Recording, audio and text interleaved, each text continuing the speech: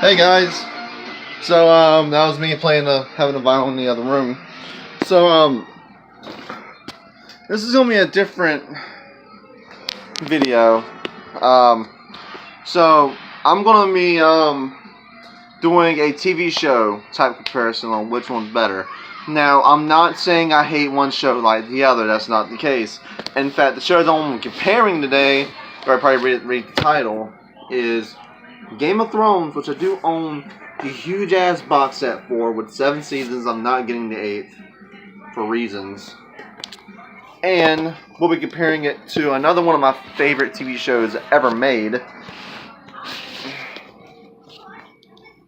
Put that back on my shelf. Breaking Bad. I'll be comparing these two about which one I like and which one I don't like. Well, which one I like over the other one. Because I'm going to get this out of the way. My two favorite TV shows of all time are Game of Thrones and Breaking Bad. I have nothing against either or show. I love them both. I think they're fantastic pieces of television. Drinking a V8. But let's go ahead and get started with the pros and cons of each show. So Breaking Bad, I'm going to start off with first. Breaking Bad was a show created by Vince Gilligan with a very simple type premise. A man, a chemist teacher named Walter White, develops lung cancer, and he doesn't want to leave his family in debt and wants to leave them money. So he decides, after seeing how much money the meth industry does make, he decides to go into cooking meth with his former student Jesse Pinkman, played beautifully by Aaron Paul. And after that, the show takes twists and turns, but I will not spoil for you if you have never seen. So the show ran for a total of 5 seasons, but the 5th season they split up.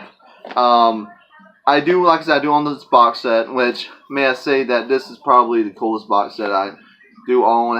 It's really nice, even though it is a repackage of the 2014 box set. But the show ran, it was pretty short, but you definitely got a lot of content out of those short seasons. You got a lot of content. And no, all the acting is superb. And this is the pros. We're going with the pros. The acting. Aaron Paul, Bryan Cranston, everyone delivers a fucking great performance. I think the story is really good. They keep you hooked from episode 1 to the very last episode. There's not really a bad episode in my opinion. Even the filler episodes where they just do other characters are fucking amazing. And it's how Breaking Bad is the pinnacle of shows of like how you should do a TV show. It shows what a TV show can be if you put a lot of time and effort into it. The cinematography, the production value, everything is amazing in this show, and there's a reason why I was hooked on it from day one. Okay, sorry, I thought my Game of Thrones box set was fucked. But, if I could think of one con, I can't really think of any. I mean, even the finale was beautiful. They ended it the way they needed to end it. And I have no problems with the show. So that show I give a perfect 10 out of 10. Now let's go over. This is heavy.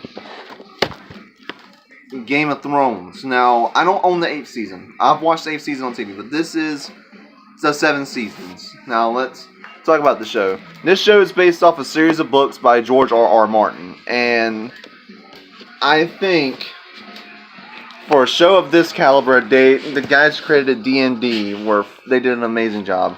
Not praise which I won't be giving them later on in this video, but this show is fucking phenomenal. I loved seasons 1 through 7. So let's go over the pros. The cinematography, beautiful. The production value looks nice. It makes you really feel like you're in that world. The acting, of course, oh my god. Everyone, including my favorite, Peter Dinklage, playing Tyrion. Played Tyrion beautifully. Everyone gives a great performance. I really don't have a problem with the show. Now, if they would have ended it on the 7th season, it would have been a neck and neck. But one thing is holding Game of Thrones back, and that's its final season and how they concluded.